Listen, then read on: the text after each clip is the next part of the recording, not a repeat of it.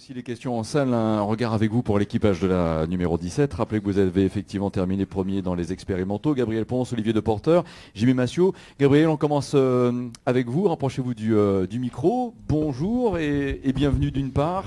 Bonjour, et avec un sourire aussi sur les visages. Comment se sont passés ces essais pour l'équipage numéro 17 ? Alors grosso modo ça s'est plutôt bien passé.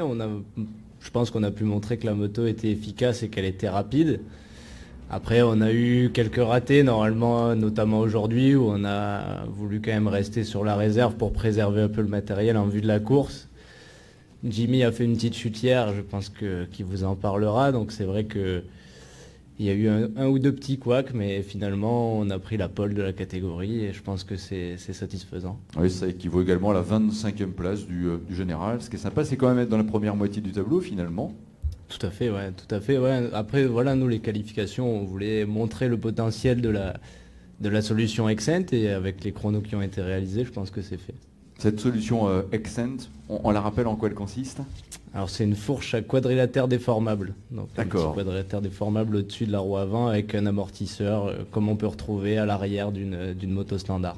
Et est-ce que globalement ça passe bien ? J'ai le sentiment que oui, vous êtes là, mais c'est vrai au niveau feeling, au niveau tout simplement l'appréciation personnelle du comportement d'une moto, vous êtes adepte ?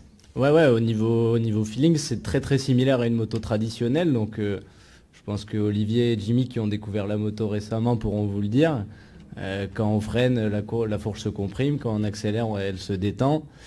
Après, le gros avantage, c'est qu'on a l'empattement constant et qu'on a la chasse qui varie fortement quand la fourche est comprimée. Donc ça nous fait une moto stable et qui tourne bien. Olivier, dites-le justement. Alors cette moto, elle est comment ? Bonjour, bonjour Olivier. Alors bonjour à tous. Alors cette fourche, en fait, je pense que si quelqu'un, un nouveau pilote, on lui dit, ben voilà, essaye cette moto, je pense qu'il ne le sentirait même pas en fait qu'on a mis une fourche un petit peu spécifique dessus. Ça roule relativement bien, c'est facile, et je pense que la seule petite différence, c'est au niveau du poids, qui est un petit peu différente par rapport à une fourche standard, mais sinon n'importe qui ne le sentirait pas en fait. Cette course, elle se présente comment ? Objectif, ce sera forcément déjà de terminer, ce qui serait une victoire. Est-ce que vous faites la compétition aussi avec la métisse ? Bien sûr, ça fait partie de la compétition. Le but évidemment est d'arriver au bout et de faire un résultat. Alors on voudrait faire un beau résultat au général, mais bien entendu c'est d'arriver au bout. Olivier, comment vous regardez Wildtails aujourd'hui ? Ah ben c'est des amis, ça fait partie de la famille, donc c'est toujours beau de voir qu'ils sont toujours performants et que c'est toujours aussi agréable et voilà. Jimmy Massiot, bonjour Jimmy. Bonjour à tous. J'ai envie de vous demander comment ça va. Je vois un sparadrap là sur un bras gauche. Alors ça va pas trop mal, va falloir un petit peu serrer les dents. Pour moi c'est la première fois que je me blesse en qualification. D'ailleurs je tiens à m'excuser auprès de mes coéquipiers même si je l'ai déjà fait. Malheureusement comme a dit Gabriel, on a su prouver que la moto elle pouvait aller vite, elle roulait vite. Et malheureusement j'ai un peu gâché le travail du team avec cette chute bête dans le premier tour de lancement de ma qualification d'hier. Je comptais sur ce matin pour me rattraper et faire les choses correctement. Et puis malheureusement c'est la mécanique qui nous a lâché ce matin. Donc j'ai pu assurer un chrono pour être au moins moi qualifié pour la course. Et ce qui fait que nous sommes que 25e sur la grille de départ. Mais on a à cœur de prouver que cette fourche fonctionne bien. Et donc on va le faire pendant la course de 24 heures. Ouais, que 25e, vous dites en fait, vous pouvez être nettement au-dessus encore. Oui, si vous regardez mon chrono par rapport à leur chrono, il y a 3 secondes je crois. Alors qu'on a sensiblement le même niveau tous les trois. Normalement j'aurais dû faire un chrono très proche d'eux. Et ce qui fait que je n'ai pas regardé la liste malheureusement. Mais je pense qu'on aurait pu être aux alentours de la 15e place. C'est vrai que si je regarde votre chrono, c'est un 1,41,7 contre 1,38 pour vos coéquipiers, donc il va falloir faire la preuve par 24 heures alors maintenant Jimmy. Voilà, c'est pas grave, je suis motivé, comptez sur moi pour rectifier mon erreur et assurer mes 9 relais que j'aurai à faire pendant la course. Et il sera hors de question que mes coéquipiers doublent un relais parce que je me suis fait un petit bobo. Très bien, Sébastien Bigot est également là, vous avez le micro, bonjour Sébastien. Bonjour.